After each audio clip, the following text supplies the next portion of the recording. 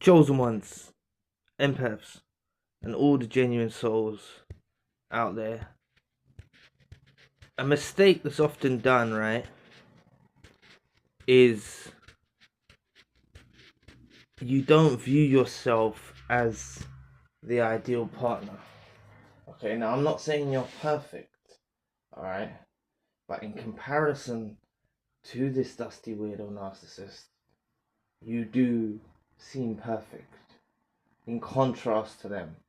Okay, no one's perfect, but realistically speaking, you may have made some mistakes, you may have done some things, but all of it was done with pure intentions.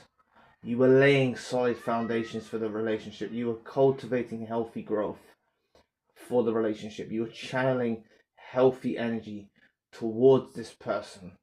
Okay, never was it appreciated, never will it be appreciated for as long as you're in their life. Okay, it will just never be appreciated. So you were like the ideal partner, but they didn't value it, basically. All right, and from this exchange of you being the ideal partner, of you being loyal, not a doormat, but you being loyal, loving, caring, supportive, not perfect, but you've done your best by your current abilities at the time. Okay. This creates a significant amount of chemistry or a bond or an energy or an attraction or a gravitational pull towards you as an individual. All right. Even though when things go south, things go pear-shaped, the narcissist will challenge you, will become dismissive, will reject you, will abandon you, will do all these things. They're not comprehending what they've got because they're unappreciative pieces of trash. All right, they don't respect you, they don't appreciate what they have. All right, and I'm telling you, I had a psychopath friend, right, caused a lot of havoc in my life, right, in my younger years. I didn't realize what he was. I thought he was normal, right, but looking back in retrospect, you awaken, right. And after a significant period of time passed, and I was getting on with my life, he called me and he asked me to pray for him, right? I mentioned this before, unless this is your first time here. But the point that I'm saying is, even in non-romantic relationships, in friendships, in family members, like, you give off a very significant energy and a pull, and you create this warmth that they can't find anywhere else, that they won't replace, that they can't get anyone to match. All right. So when they are around, which they try their very best, right? Please like, share, and subscribe. They try their very best to make out they're living their best life. They're doing things. They're doing this, that, the other, right? They're better than you. They can do that as well, right? Really, they are suffering the loss and the absence of this bond and this connection that fed them, that was like a feeding tube to them, that provided them sustenance, that provided them energy to be able to function in daily life. Okay, this is what happened. All right. So they have these struggles when they're with these new people around them. All right. And the reason why I brought up that example of the friend is because they run into situations that are unfortunate situations.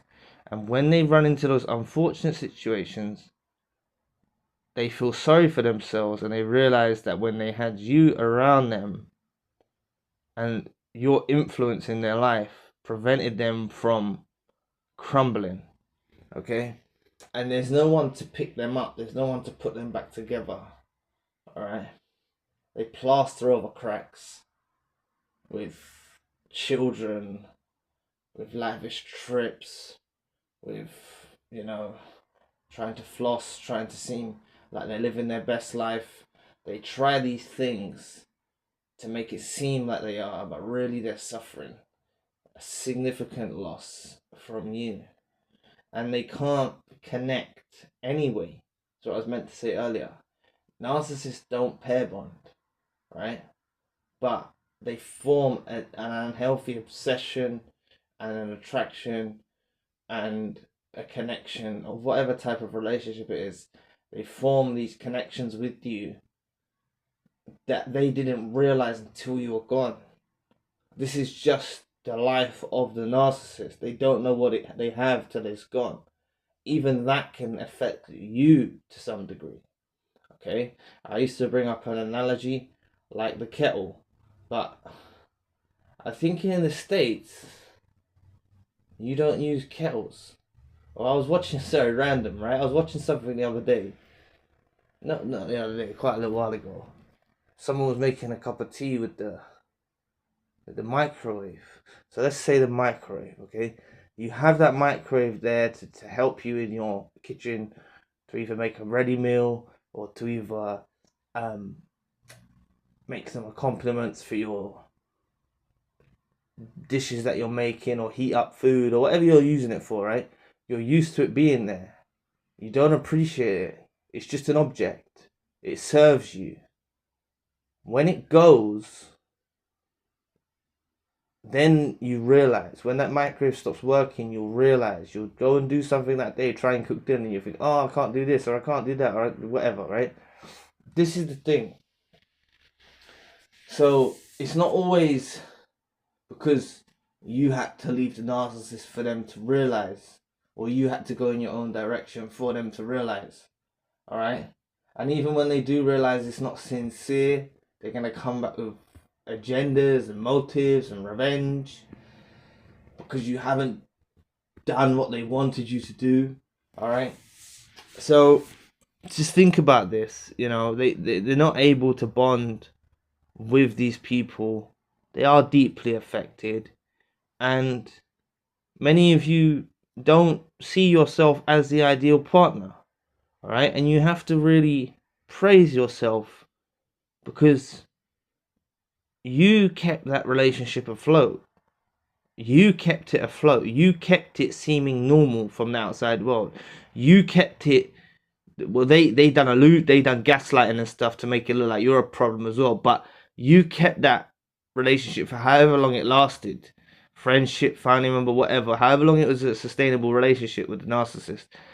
You kept that afloat. You kept life in it. It was you. They don't create energy to supply. Everything was you. Everything that you saw in them was you. Okay, as well. Like, everything that you liked about them was a reflection of yourself, because they were mirroring you. So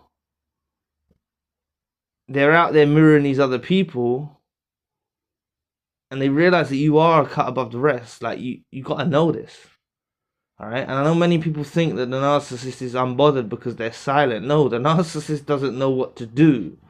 The narcissist doesn't know how to work their way back to you. All right? They just don't. So just understand, they didn't appreciate what they had. And you'll know this in life. You don't appreciate what you got till it's gone. And the same rules apply for them. They know. Of course they can't. Like, a narcissist is strategic. They plan things. They premeditate. They have agendas. A narcissist is not going to act on, like, coming back and saying sorry, because they look at that as a weakness. Some of them do it with a motive, but they're not coming back sincere, saying sorry, or trying to make amends. Right? You have to eradicate that from your minds. They're not going to do that in a healthy, authentic way. They're never going to do that. So don't just like hold up your understanding of what I'm trying to deliver in these messages. That because the narcissist isn't apologizing or coming to say sorry, then that means that you're not on their mind and you're not consuming them. They don't know how to build the bridge back to you. They don't know how to do it. The bond is excruciating for them. It's hard for them to bear. The bond that they had with you, the significant chemistry they had with you, this supply source they had with you, with everyone else it don't feel right. Okay, they can't build that connection, they can't form that connection, because that connection is from within you.